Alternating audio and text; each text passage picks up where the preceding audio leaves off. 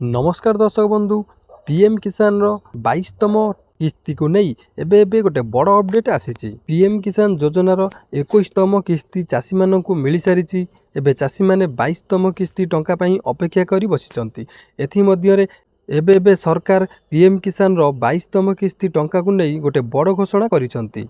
PM योजनार 22तम किस्ती प्राय 30 लाख रु ऊर्ध्व चाषी बाद पड़िचंती। हाँ दर्शक बंधु सरकार एबे बड़ घोषणा करिसंती 30 लाख रु ऊर्ध्व चाषी मानू पीएम किसान रो 22तम किस्ती टंका मिलिबो नाही। तेबे दर्शक बंधु आज आसतु आम ये वीडियो माध्यम जानिबा जे केउ चाषी मानू पीएम किसान रो 22तम किस्ती टंका मिलिबो नाही। ता सहित जानिबा केउ राज्य मानकरू केते चाषी मानू बाद दिया जाइछि। तेबे दर्शक बंधु वीडियोटी आरंभ शेष पर्यंत देखंतु। जदि आपण चैनल को नुआ करी आछंती चैनल को सब्सक्राइब करी पाखे थिबा बेल आइकन को प्रेस करंतु, जहा द्वारा प्रतिदिन अपलोड हेउथिबा वीडियो गुडी को सर्वप्रथमे आपण माने देखि परिबे। तेबे चलंतु वीडियोटी को स्टार्ट करिबा।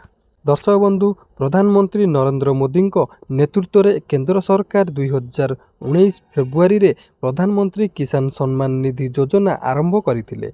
एही योजनार लक्ष्य होउची कृषक मानकु आर्थिक सहायता जोगाई सेमानंक खर्च कमाइबा और आय वृद्धि करिबा। तेबे गत वर्ष नवेम्बर 19 तारिख में पीएम किसान रो 21तम किस्ती जारी होइतिला। एबे कोटी कोटी कृषक यार 22तम किस्ती को अपेक्षा करी रहिचंती, जहा आसंता मार्च मासरे जारी हेबार संभावना रहिछि। किंतु याहारी भितरे आसीछि एक बड़ चिंताजनक विषय। देशर मोट 30,18,361 जन चाषी खाता को 22तम किस्ती आसीबो नाही। केंद्र सरकार चाषी मानकु प्रतिवर्ष 6,000 आर्थिक सहायता देइथांती। प्रति 4 मासरे 2,000 करी वर्ष को 3टी किस्ती रे मोट 6,000 टंका सीधा सड़क डीबीटी माध्यम रे आधार सीडिंग बैंक खाता को ट्रांसफर करा जाए। तेबे जदि बैंक खाता आधार सह लिंक न थाए तेबे किस्ती टंका ट्रांसफर हेबो नाही। सेहीपरि कृषि और कृषक कल्याण मंत्रालयर तथ्य अनुसार 21टी किस्ती माध्यम रे मोट 4.9 लाख कोटी रु अधिक राशि चाषी खाता को ट्रांसफर होइछि। 6 फेब्रुआरी 2026 पर्यंत 30,18,361 जन चाषी बैंक खाता आधार सह लिंक होई नाही। तेणु सेमाने पीएम किसान रो 22तम किस्ती पाइबारु वंचित हेबे। तेबे दर्शक बंधु एबे आसंतु जानिबा केउ राज्य रे केते चाषी को बाद दिया जाइछि। प्रथम रही उत्तर प्रदेश। उत्तर प्रदेश रे 10,44,200 जन चाषी को बाद दिया जाइछि। तापर आसिला गुजरात।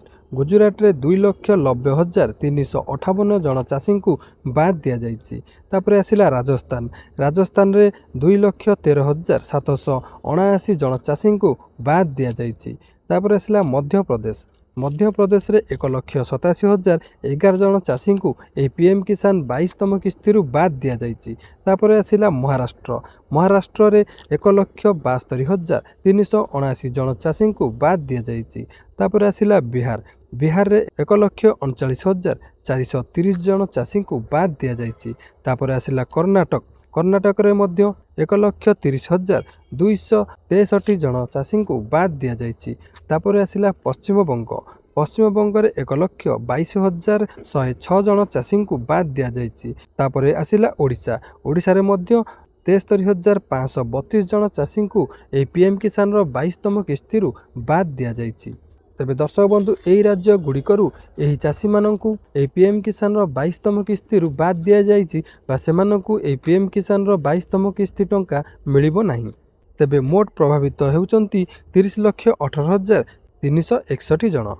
तेबे दर्शक बंधु ए 30,18,361 जन चाषी को केउ कारण पई सेमानकू ए पीएम किसान रो 22तम किस्ती टंका मिलिबो नाही, ता हेउची एही चाषी मानकर बैंक खाता आधार सह लिंक होई नाही। तेबे दर्शक बंधु एही चाषी मानकर ए पर्यंत तांकर बैंक खाता रे तांकर आधार कार्ड ए पर्यंत सेमाने लिंक कराई नांती। तेणु करी एही कारण पई सेमानंकु ए पीएम किसान रो 22तम किस्ती टंका मिलिबो नाही। तेबे दर्शक बंधु आपण माने जदि आपणकर बैंक खाता रे आपणकर आधार सेडिंग कराई नांती ताले आपण ए 22तम किस्ती मिलिबा पूर्वरु तुरंत कराई नियंतु।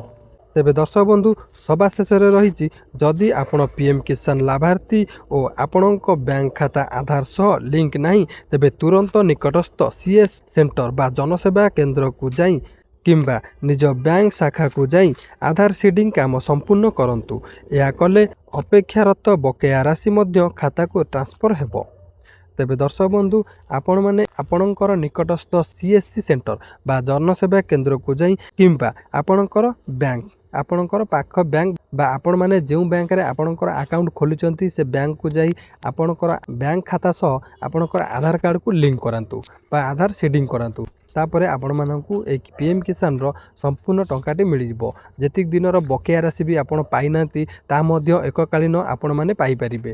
ତେବେ ଦର୍ଶକ ବନ୍ଧୁ, ଆପଣମାନେ ତୁରନ୍ତ এই 22ତମ କିସ୍ତି ଟଙ୍କା ମିଳିବା ପୂର୍ବରୁ ବା এই ମାର୍ଚ୍ଚ ମାସ ପୂର୍ବରୁ ଆପଣମାନେ ତୁରନ୍ତ ବ୍ୟାଙ୍କକୁ ଯାଇ ଆପଣ ଚେକ୍ କରନ୍ତୁ ଯେ ଆପଣଙ୍କର ବ୍ୟାଙ୍କ ଖାତା ସହ ଆପଣଙ୍କର ଆଧାର କାର୍ଡ଼ଟି ଲିଙ୍କ ଅଛି ନାହିଁ। ଯଦି ନାହିଁ ତେବେ ତୁରନ୍ତ ଆପଣ এই କାମଟି ସମ୍ପୂର୍ଣ୍ଣ ସାରି ଦିଅନ୍ତୁ। ମାର୍ଚ୍ଚ ମାସ ପୂର୍ବରୁ ଆପଣ ତୁରନ୍ତ এই କାମଟି ସାରି ଦିଅନ୍ତୁ, କାହିଁକିନା ମାର୍ଚ୍ଚ ମାସ ଭିତରେ ହିଁ ଆପଣଙ୍କୁ PM କିଷାନର 22ତମ କିସ୍ତିଟି ମିଳିବା ପାଇଁ ଯାଉଛି। ତେବେ ଦର୍ଶକ ବନ୍ଧୁ, ଆପଣମାନେ এই ଆଧାର ସିଡିଂ କାମଟି ତୁରନ୍ତ ସାରି ଦିଅନ୍ତୁ। ଆଶା କରୁଛି ଭିଡ଼ିଓଟି ଆପଣଙ୍କୁ ଭଲ ଲାଗିଥିବ। ଯଦି ଭଲ ଲାଗିଥାଏ ଆପଣ ଗୋଟେ ଲାଇକ୍ କରନ୍ତୁ।